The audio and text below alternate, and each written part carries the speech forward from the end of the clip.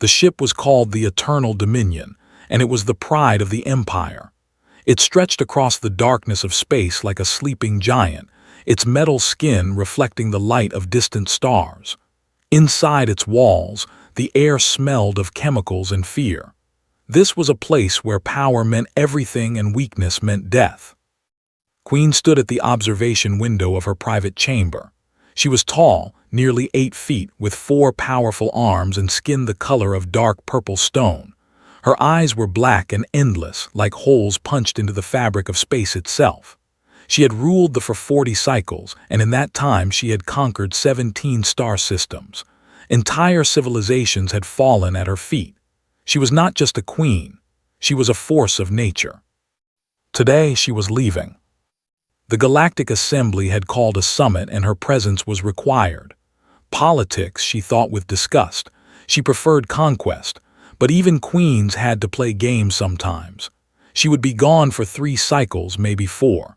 The ship would wait for her in neutral space, far from any threats. She turned to her second commander, a warrior named. He stood with his 4 arms crossed, his face showing nothing. 12 guards will remain, said. The ship needs minimal crew. We are in safe territory. Nodded and the human. The queen's lips curled with something between amusement and disgust. The janitor stays. Someone must clean. The human, she barely remembered acquiring him. 2 years ago, her fleet had swept through Earth's outer colonies like fire through dry grass. The humans had fought, of course. They always did. But they were small, weak, and their technology was laughably primitive. Most were killed or sent to labor camps. A few were kept as servants aboard ships. Park was one of those few. He was unremarkable in every way that mattered to the average height for a human, which meant he barely reached the chest of most warriors. His hair was black, his eyes were brown, and his face showed nothing. He wore the gray uniform of a servant and he carried a mop wherever he went. That was his purpose. That was all he was. Or so they believed. Stood in a corridor on the lower deck, pushing his mop across the floor in slow, steady strokes. 2 guards walked past him without a glance. To them, he was furniture. Less than furniture. He was a cleaning tool that happened to breathe. He kept his head down and continued mopping, but his ears were open. They were always open. The queen leaves within the hour, one guard said to the other. 3 cycles of peace. No inspections, no drills. Finally, the other replied, I need rest. These double shifts are killing me. They laughed and walked on, their heavy footsteps echoing down the corridor. Said nothing, he showed nothing, but inside his mind something sparked to life. 3 cycles, 12 guards, 1 ship. He had been waiting for this moment for 2 years. When he first arrived on the Eternal Dominion, had been terrified. There were giants, monsters from a nightmare. They spoke a language that sounded like grinding metal, and they looked at humans the way humans might look at insects. He had seen them kill without hesitation, without remorse. He had cleaned the blood from their floors. But fear, he discovered, could become something else if you let it sit long enough. It could become patience. It could become observation. It could become a plan. They had made a critical mistake. They gave him access to everything. A janitor goes everywhere. A janitor sees everything. A janitor is invisible. Cleaned the bridge and memorized the control panels. He scrubbed the engine rooms and learned how the power systems worked. He mopped the barracks and counted the guards, tracked their schedules, noted their habits. He cleaned the officers' quarters and collected the data tablets they carelessly discarded.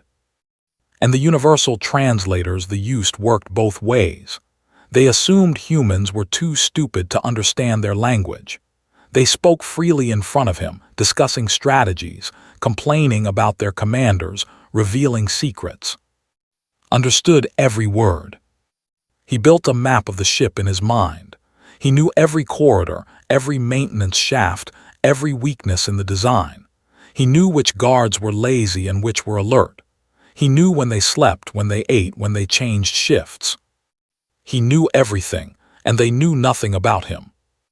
The Queen's shuttle departed at exactly 1400 ship time, watched from a small window in the lower cargo hold as the sleek vessel pulled away from the Eternal Dominion and disappeared into the stars. He felt something shift in his chest. Not hope exactly. Something harder, something colder. Purpose. He returned to his work, mopping the same floors he had mopped 1,000 times before. The 12 remaining guards paid him no attention. Why would they? He was just the human, the cleaning animal, the nothing. That night, when the ship grew quiet and the guards retreated to their barracks, made his way to the lower cargo holds. He moved through the shadows like a ghost, avoiding the few cameras he knew were active. They were arrogant. They believed their security was perfect because no one had ever challenged it. They had never met a human, with nothing left to lose. The cargo hold was dark and cold, filled with crates of supplies and weapons. But in the far corner, behind a wall of containers, there was something else. Something the guards had forgotten about. Prisoners. 12 humans, captured from the same colony raid that had taken. They were scheduled for transport to a labor camp in 2 cycles. They sat in a holding cell, thin and tired, their eyes empty. But when appeared at the bars, those eyes changed. "Who are you?" a woman whispered. Her name was, and before the invasion she had been a military engineer. Her hands were rough and her face was hard, but there was intelligence in her gaze. "My name is," he said quietly, "I clean the floors." A man laughed bitterly from the corner of the cell. His name was Lee, a former pilot who had crashed his ship into a cruiser before being captured. "A janitor. You came to rescue us with a mop." Did not smile. "No, I came because I need your help." He knelt down and looked at each of them in turn. 12 humans, broken but not destroyed, defeated but not dead. "The Queen is gone," he said. 12 guards remain. I know this ship better than they do. I know their weaknesses, their schedules, their blind spots. I have a plan." Leaned forward. "What kind of plan?" Met her eyes. "We take this ship, and we show the galaxy what humans can do." Silence filled the cargo hold, then slowly stood up.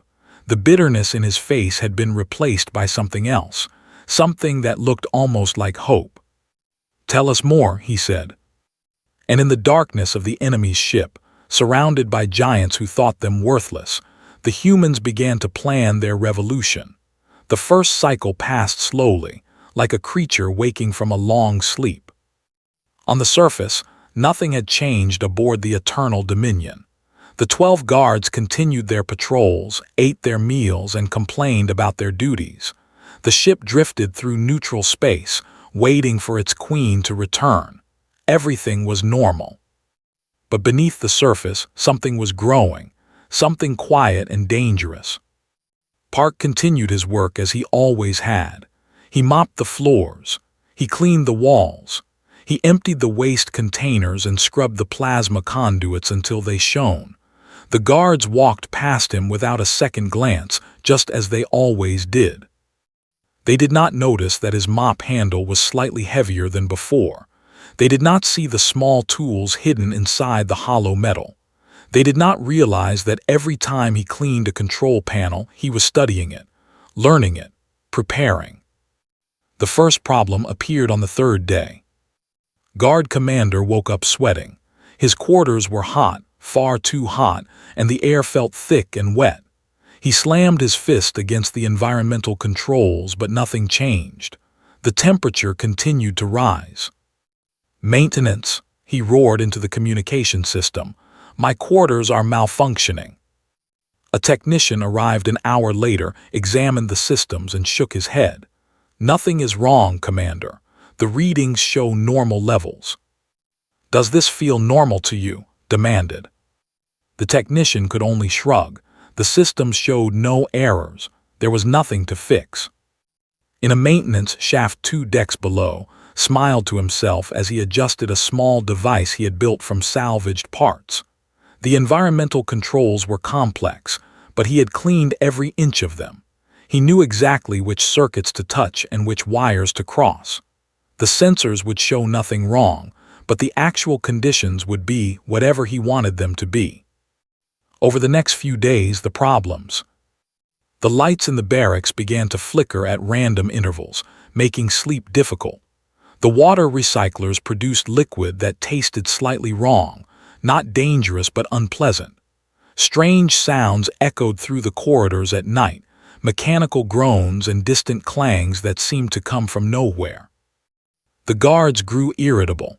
They snapped at each other during meals. Arguments broke out over small things, a missing food portion, a borrowed tool not returned, a perceived insult. The unity that had held them together began to crack. Watched it all from the shadows, invisible and patient. Meanwhile, he visited the cargo hold every night. The 12 prisoners had changed since their first meeting, had taken charge of planning, her engineer's mind working through problems had never considered. She drew diagrams on the floor with her finger, mapping out routes and contingencies. Her eyes burned with a fire that they had failed to extinguish. Had become the trainer. Though the prisoners were weak from poor food and little movement, he pushed them through quiet exercises in their cell, stretches, strength building, hand signals for silent communication. He was preparing them for combat, even though none of them knew if they would survive long enough to fight. The others listened and learned. There was a young woman who had been a student before the invasion. She was afraid, but she refused to show it. There was an older man who had worked in the colony's power station. His hands shook sometimes, but his knowledge of electrical systems was valuable. There were others too, each with their own skills, their own fears, their own reasons to fight. Brought them information each night. Guard rotations, weak points in the ship's security, the locations of weapons and supplies. He smuggled in extra food when he could, small amounts taken from the waste that they would never miss. "How do you know all this?" asked one night, her voice barely above a whisper. Shrugged, "I clean, I watch, I remember." Shook his head in amazement. 2 years. You spent 2 years learning everything about this ship." "I had time," replied simply, "and I had nothing else." By the end of the first cycle, the guards were exhausted and paranoid. They had stopped trusting each other. They blamed the ship's age for the malfunctions, cursed the Queen for leaving them with minimal crew, and dreamed of the day when reinforcements would arrive. They never suspected the Janitor. On the 7th day, made his most dangerous move yet. He waited until the night shift, when only 3 guards were awake and patrolling. Then he slipped into the armory. The door should have been locked, but had cleaned this room many times. He knew that the lock had a small flaw, a sensor that sometimes failed to register properly. A careful touch in the right place, and the door slid open silently. Inside, rows of plasma rifles gleamed under dim emergency lights. Grenades sat in neat containers on the shelves. Combat armor hung from hooks on the walls. Enough weapons to arm a small army. Did not take anything. Not yet. That would be noticed. Instead, he memorized the layout, counted the weapons, and found the access codes for the weapon lockers written carelessly on a tablet left on a workbench. Careless, they were so careless. He was gone before anyone knew he had been there. When he reached the cargo hold that night, his report mate's eyes widen. "Plasma rifles," she breathed, "and you have the access codes." "I have everything we need," said, "but we must wait for the right moment. If we move too soon, they will crush us." Nodded grimly. "We need them weak, confused, desperate." "They are getting there," assured him. "Every day they trust each other less. Every night they sleep worse. Soon they will be ready." Hugged her knees to her chest. "And then what? Even if we take the ship, the Empire will come for us. The Queen will return. We cannot fight an entire empire." Silence fell over the group.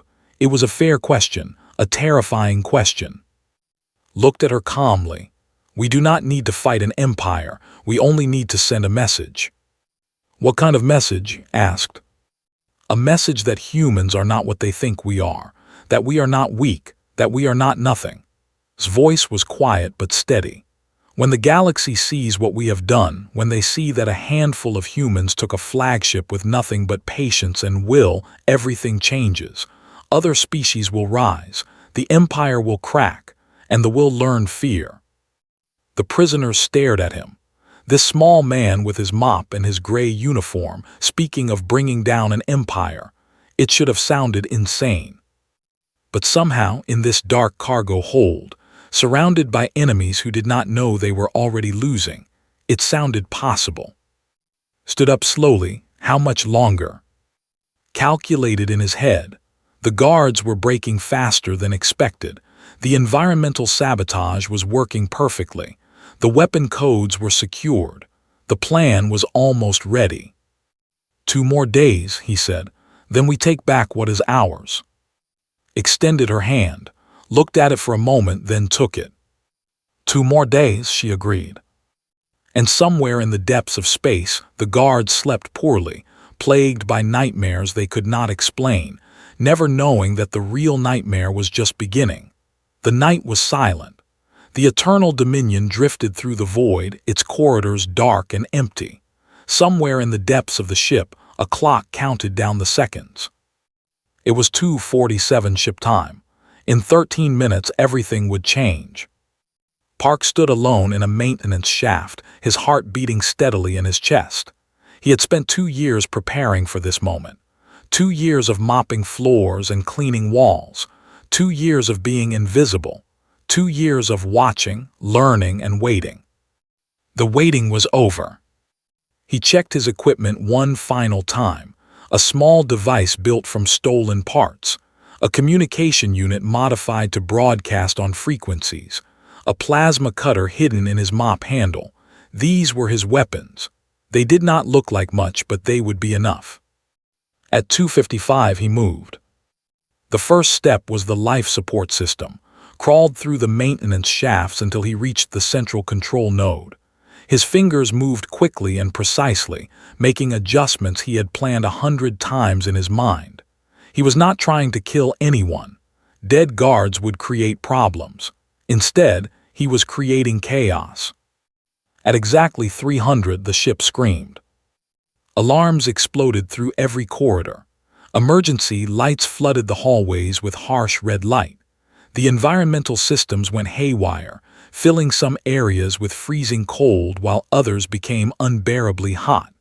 Smoke began pouring from ventilation shafts, harmless but terrifying.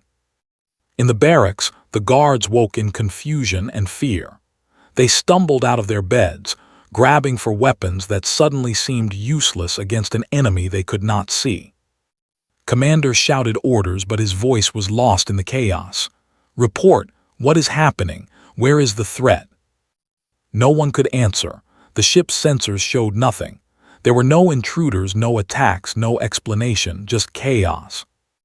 This was the moment had been waiting for. On the other side of the ship led her team through the ventilation shafts. She had memorized the route from drawings. Every turn and junction burned into her memory. Behind her came and 3 others, moving silently through the darkness. Their target was the armory. They emerged from a maintenance hatch just as 2 guards ran past, heading toward the source of the alarms. Pressed herself against the wall, holding her breath. The guards did not even glance in her direction. They were too focused on the crisis to notice the shadows behind them. "Move," whispered, "now." They reached the armory door in seconds, entered the access codes had provided, and the door slid open with a soft hiss.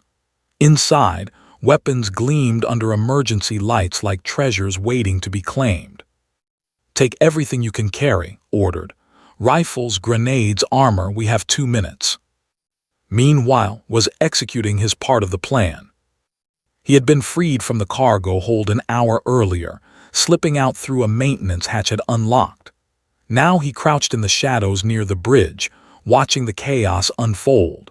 2 guards stood at the bridge entrance, confused and shouting into their communication units.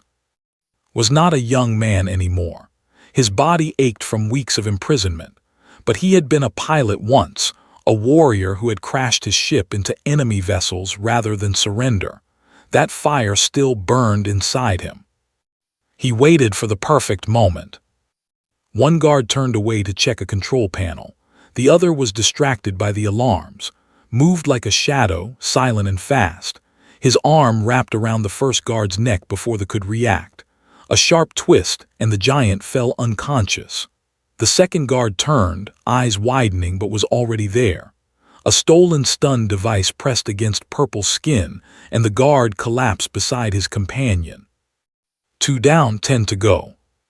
Dragged the bodies out of sight and opened the bridge door. Inside, 3 technicians were frantically trying to regain control of the ship's systems. They looked up as he entered, and their black eyes filled with confusion. "Human," one of them stammered, "how did you?" Raised a plasma rifle he had taken from the fallen guards. "Do not move, do not speak, get on the floor." They obeyed. Across the ship, the battle continued.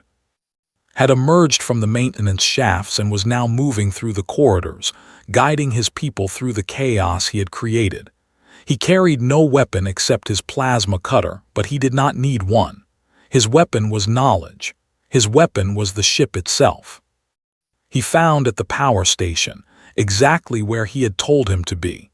The older man's hands were no longer shaking. They moved across the control panels with the confidence of someone who had spent decades working with electrical systems. "I can lock them out," reported. "Give me 30 seconds and they will not be able to access any ship controls." "Do it," said. 30 seconds later, the guards found themselves trapped in a ship that no longer obeyed them. Doors would not open. Weapons systems would not respond. Communications with the outside universe were dead. They were prisoners in their own vessel. The remaining guards made their last stand in the main corridor outside the barracks. 7 warriors, each one twice the size of any human, armed with rifles in desperation. They had finally understood what was happening. The impossible had occurred. Humans were attacking them. But understanding came too late.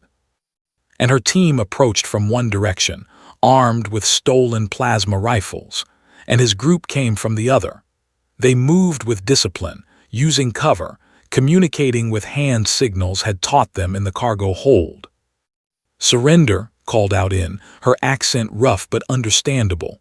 "Drop your weapons and you will not be harmed." Commander laughed, a harsh sound that echoed through the corridor. "Surrender to humans. You are insects, you are nothing." He raised his rifle. Fired first. The shot hits weapon, sending it spinning across the floor. The other humans opened fire, carefully aimed shots that targeted weapons, not bodies. They were not trying to kill. They were trying to win. The battle lasted 3 minutes. When it was over, 7 guards knelt on the floor with their hands behind their heads. Their weapons lay scattered around them. Their pride lay shattered at their feet. Walked through the middle of the corridor, his mop still in his hand. He stopped in front of Commander and looked up at the giant who had once terrified him. "You were wrong," said quietly. "We are not nothing." Stared at him with hatred burning in his black eyes. "The Queen will return. She will destroy you all." Nodded slowly. "Yes, the Queen will return, and when she does, I will be waiting for her." He turned to his people, his small army of survivors and fighters. They looked back at him with exhausted faces and shining eyes. They had done the impossible. They had taken an enemy flagship. "Secure the prisoners," ordered, "then rest, you have earned it." As the humans moved to obey, walked to the observation window and looked out at the stars. Somewhere out there, Queen was finishing her political games, preparing to return to her ship. She expected to find everything exactly as she had left it. She was in for a surprise. Allowed himself a small smile.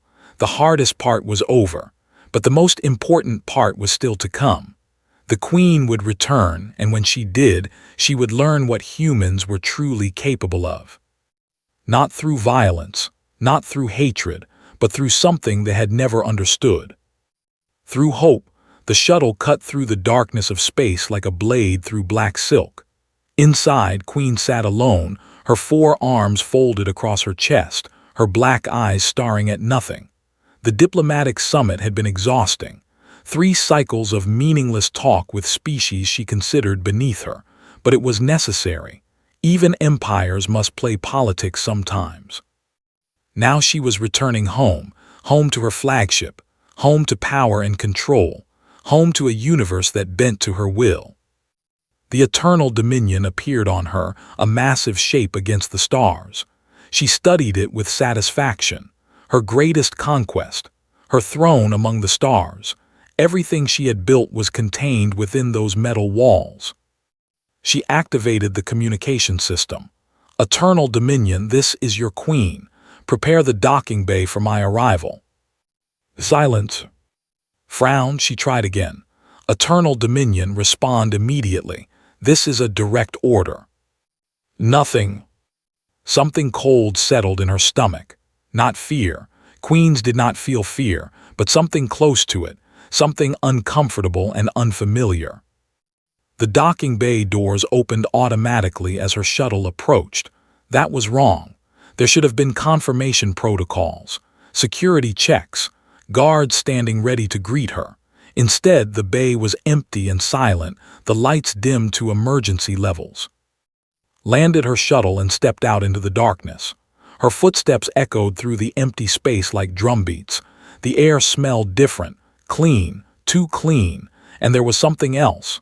A sound coming from somewhere deep in the ship. Music. Strange, rhythmic sounds that she recognized with disgust. Human music. Her hands clenched into fists. Something had happened here, something impossible. She moved through the corridors of her own ship like a stranger, every sense alert for danger. The halls were spotless, cleaner than she had ever seen them. The emergency lights cast long shadows across the walls, and the music grew louder with every step. She found the source in her throne room. The great doors stood open, and golden lights spilled out into the corridor. Stepped inside and stopped. For the first time in her long life, the queen of the empire could not move. Her guards knelt in the center of the room, all 12 of them bound and silent, their heads bowed in shame. They were alive, unharmed, but completely defeated. Around them stood humans. Small, fragile humans wearing modified uniforms and carrying weapons.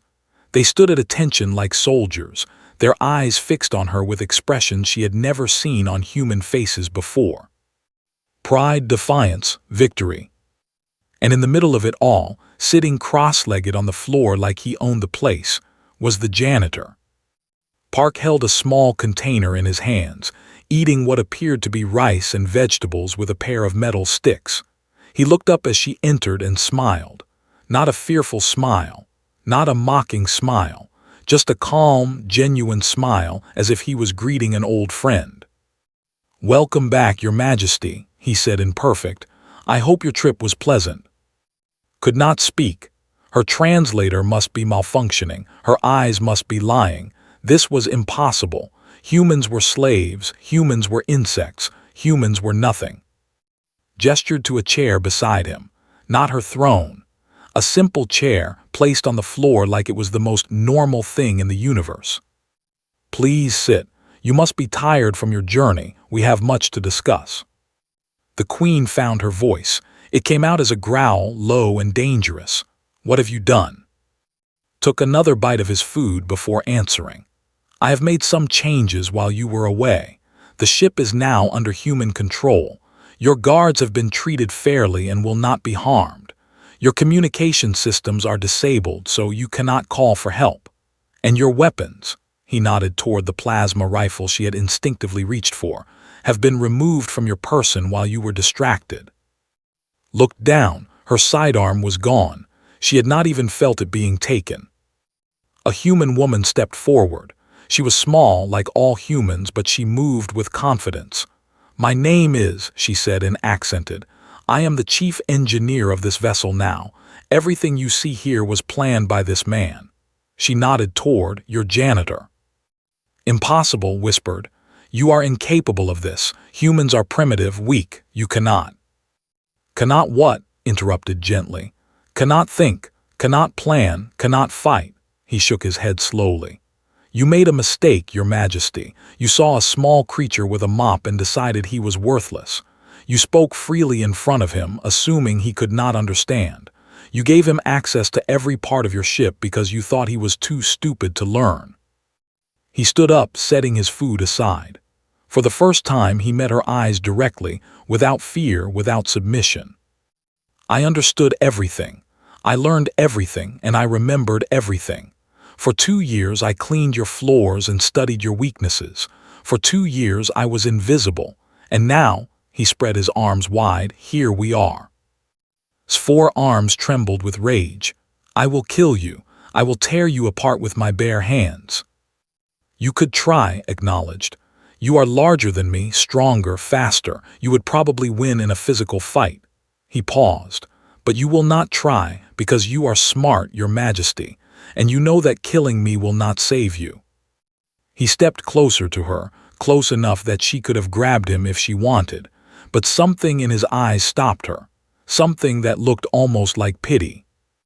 Your empire has already lost. You just do not know it yet. A human man stepped forward. He was older than, with gray in his hair and fire in his eyes. My name is Lee, he said. Before your invasion, I was a pilot. I crashed my ship into one of your cruisers rather than surrender. You captured me anyway. He smiled grimly. You should have killed me. More humans stepped forward, one by one, introducing themselves. Scientists and soldiers, engineers and farmers, old and young. Each one had a story, each one had survived. Looked at them all, and for the first time she truly saw them, not as insects, not as slaves, but as something far more dangerous. Survivors. What do you want? She asked finally. Her voice was quiet now, almost defeated. Picked up his food container again and took another bite. I want you to sit down, Your Majesty. I want to share a meal with you, and I want to explain the terms of your empire's surrender. Surrender? The word came out as a laugh, but there was no humor in it. You are 13 humans on one ship. My empire spans 17 star systems. You cannot. Watch me, said simply. He sat back down on the floor and gestured to the chair again. The other humans remained at attention, their weapons ready but not raised. They were not threatening her. They were simply waiting. Stood there for a long moment. She could fight. She could die with honor as a warrior should, but something held her back. Curiosity, perhaps, or something else. Something she had never felt before when looking at a human. Respect. Slowly, carefully, the queen of the empire lowered herself into the chair beside her former janitor. The humans around her relaxed slightly, but remained alert. Offered her his food container. Are you hungry? It is not much, but it is what we have. She stared at him. You offer me food after everything. He shrugged. You are our prisoner now. We are responsible for your care. A small smile crossed his face. And I have found that the best conversations happen over meals. Did not take the food, but she did not attack either. She simply sat there, surrounded by the impossible, and waited to hear what this strange human had to say. The universe had changed. She could feel it shifting around her like the tide of a great ocean. And at the center of that change sat a small man with a mop, eating rice with metal sticks, completely unafraid of the queen of an empire. She had conquered 17 star systems. She had crushed countless rebellions. She had never been defeated. Until now. Until a janitor decided to clean more than just floors. The throne room was quiet now. The human music had stopped, and the only sound was the soft hum of the ship's engines. Queen sat in her simple chair, her 4 arms resting on her knees, her black eyes fixed on the human before her. Park had finished his meal. He set the empty container aside and looked at her with calm patience, like a teacher waiting for a student to understand a difficult lesson. You want me to surrender my empire, said slowly. An empire of 17 star systems, billions of the greatest military force in this sector of the galaxy. She shook her head. And you expect me to do this because 13 humans captured one ship? Not because of what we captured, replied, because of what we will show. He gestured to who stepped forward with a data tablet. She placed it on the floor between them and images began to project into the air. Documents, records, video files, all bearing the official seal of the Empire. For 2 years I cleaned your officers' quarters, explained. They were careless with their tablets, their records, their secrets. They spoke freely in front of me because they thought I was just an animal. He pointed to the projections. These are your war crimes, your majesty. Every colony you burned, every family you tore apart, every order you gave that led to innocent deaths. His eyes widened as she recognized the documents, reports she had signed, orders she had given, things that were never meant to be seen by anyone outside her inner circle. How did you? She started. I told you, said simply.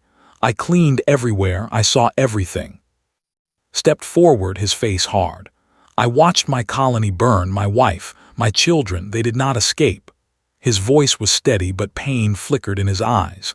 Your empire killed millions of humans. Millions more are slaves in your labor camps. We have evidence of all of it. Added, we also have records of how you treat other species, the ones you conquered before us.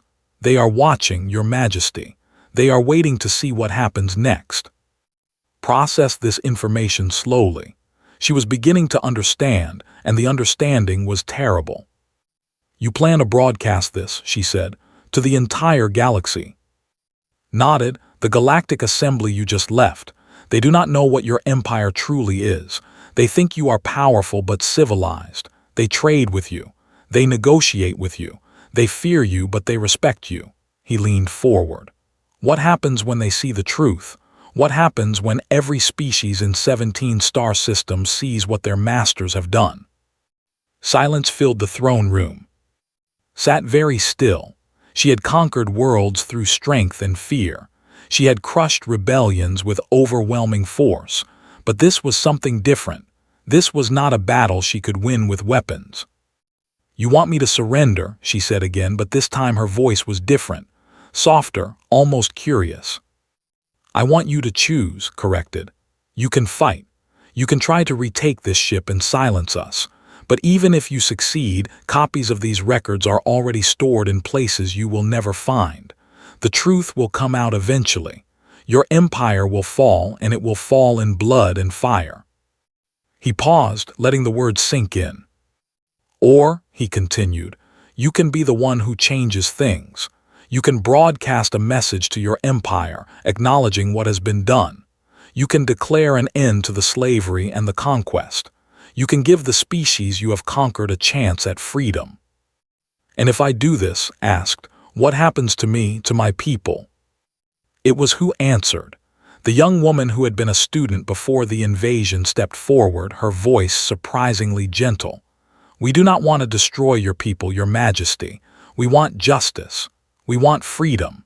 And we believe that change is possible even for the...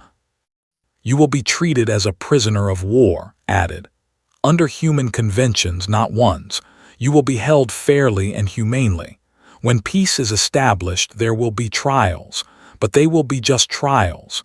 We will not become the monsters you expected us to be. Laughed softly. It was a strange sound without anger or mockery. You could kill me right now. After everything I have done to your people, you could end me and no one would blame you. We could, agreed, but we will not. Why? The question hung in the air. It was the most important question she had ever asked. Was quiet for a long moment. When he spoke, his voice was gentle but firm. Because that is what you would do, and we are not you, we are human. He stood up and walked to the observation window. The stars burned in the darkness outside, countless points of light in an infinite universe. He thought of his home, his family, his people.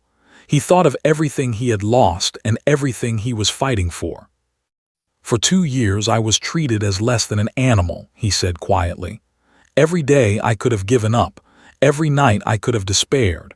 But I chose to survive. I chose to hope. I chose to believe that someday things could be different. He turned back to face her. Now I have a choice too. I could become bitter. I could become cruel. I could take revenge for every wrong your empire has done to humanity. He shook his head. But then I would lose the very thing that kept me alive. I would lose my humanity. Moved to stand beside him. The galaxy is watching, even if they do not know it yet. When they learn what happened here, when they see that humans took an enemy flagship not with cruelty but with purpose, they will understand who we truly are. Added, we fought for our lives, but more importantly, we fought for our souls. We did not let your cruelty turn us into monsters, and we will not start now. Looked at them. These small creatures who should have been broken, these fragile humans who had taken her ship with mops and stolen weapons. They stood before her not as conquerors but as something else. Something she had never seen before. Merciful victors. For a long moment she sat in silence. Then slowly she bowed her head. I will do what you ask, she said quietly. I will broadcast the message. I will tell my empire the truth. Nodded, thank you, your majesty. Do not thank me, she replied. I am not doing this for you. I am doing it because, she paused, searching for words, because perhaps you are right. Perhaps it is time for something to change. The broadcast reached 17 star systems within a single cycle. Queen, speaking from her captured flagship, acknowledged the crimes of her empire. She declared an end to the conquest. She called for peace. The galaxy shook. On dozens of worlds, enslaved species rose up. They had seen the footage of 13 humans taking a flagship. They had heard the Queen's words. They had felt something they had forgotten. Hope. The empire did not fall in a single day. Change never happens that fast, but it cracked. And from those cracks, light began to shine. Park never sought power or fame. When the wars were over and peace was finally established, he returned to Earth's outer colonies. He helped rebuild what had been destroyed. He lived quietly, just as he always had. When historians came to interview him, he only ever said one thing. They thought cleaning their floors was beneath them. They never realized I was learning every inch of their world. Never underestimate someone just because they are on their knees. Sometimes that is exactly where you need to be to see how things really work. They called it the Janitor's Rebellion. They said the name with shame and fear, and eventually with a strange kind of respect. Humanity simply called it the beginning. Because for the first time the galaxy had seen what humans were truly capable of. Not just strength, not just intelligence, but something more powerful than either. The ability to win without becoming the enemy. The ability to show mercy when mercy was not expected. The ability to remain human, even in the darkest of times. And that, more than any weapon or any ship, was what changed everything. In the end, it was not a general or a warrior who brought down an empire. It was a janitor with a mop who understood something the never did. True power is not about who can destroy the most. True power is about who can build something better from the ruins. The stars burned on, ancient and eternal, but among them something new had been born. A universe where humans were no longer prey. A universe where the invisible could rise. A universe where hope had returned. And it all began with a man who cleaned floors and dreamed of freedom.